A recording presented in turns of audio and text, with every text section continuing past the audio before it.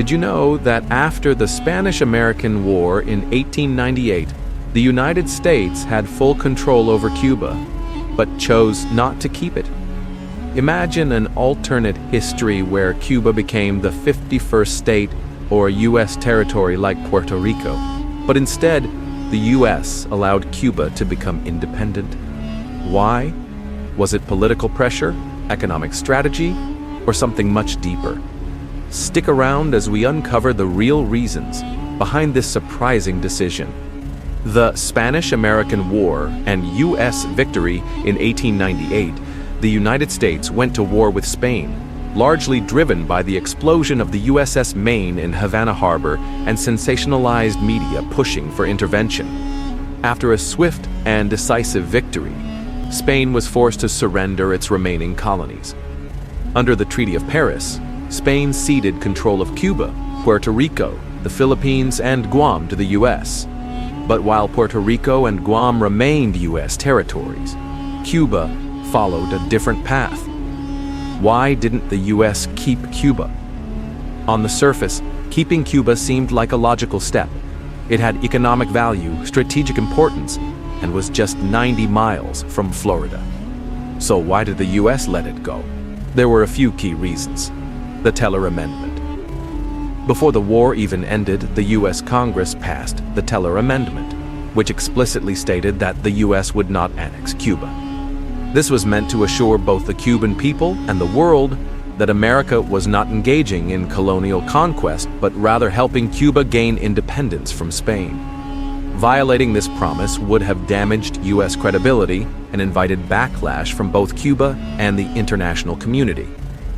The late 19th and early 20th centuries were marked by strong anti-colonial sentiments. Many Americans supported Cuban independence and opposed outright annexation. There was also concern that keeping Cuba as a colony would ignite resistance movements, similar to what was happening in the Philippines, where the U.S. faced a bloody insurgency after taking control. Some American politicians resisted the idea of integrating Cuba into the United States due to racial and cultural biases. At the time, the U.S. government was hesitant to grant full citizenship to large populations of non-white Spanish-speaking people, fearing social and political instability. Although the U.S. didn't formally annex Cuba, it still ensured heavy economic and political influence. The Platt Amendment, passed in 1901, allowed the U.S. to intervene in Cuban affairs whenever it saw fit. It also granted the U.S. control over Guantanamo Bay, which remains a U.S. military base today. In short, the U.S. didn't need to officially annex Cuba to dominate its economy and politics. Keeping Cuba as an independent but controlled nation allowed the U.S. to expand its influence without overextending itself. By maintaining economic dominance over Cuba while avoiding direct governance, the U.S. could benefit from Cuban resources and trade without the responsibilities and risks that came with direct rule. Even though Cuba was officially independent in 1902, the U.S. maintained a tight grip on the island for decades. American businesses controlled much of Cuba's economy, and U.S. influence over Cuban politics remained strong.